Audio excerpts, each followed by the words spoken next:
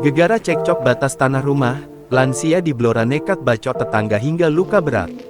Seorang lansia berinisial D70, warga Desa Gombang, Kecamatan Bogorejo, Kabupaten Blora, membacok tetangganya P56 Kamis tanggal 17 Oktober tahun 2024 pagi. Peristiwa yang terjadi sekira pukul 9.30 waktu Indonesia Barat, itu diduga dipicu adanya perselisihan batas-batas tanah rumah milik kedua belah pihak.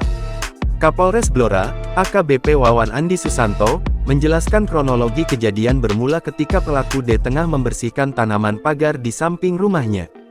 Jadi tadi pagi, pelaku membersihkan tanaman yang ada di samping rumahnya, dengan menggunakan parang.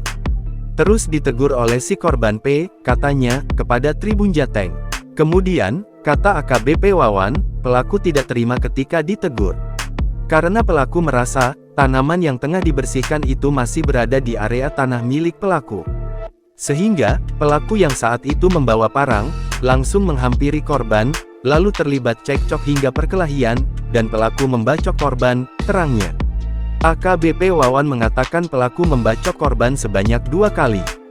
Sementara saat terlibat perkelahian itu, korban hanya menggunakan tangan kosong.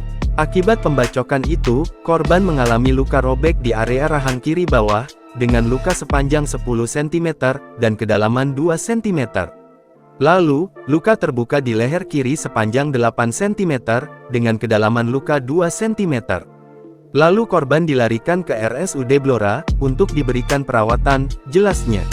Lebih lanjut, AKBP Wawan menjelaskan bahwa permasalahan antara pelaku dan korban terkait batas tanah rumah, sudah terjadi sejak lama.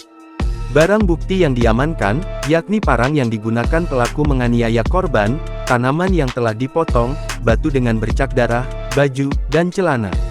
Akibat perbuatan pembacokan itu, pasal yang disangkakan ke D, yaitu pasal 351 KUHP ayat 2. Dalam pasal itu disebutkan pelaku penganiayaan yang mengakibatkan luka-luka berat, diancam dengan pidana penjara paling lama 5 tahun. Download Tribun X sekarang, menghadirkan lokal menjadi Indonesia.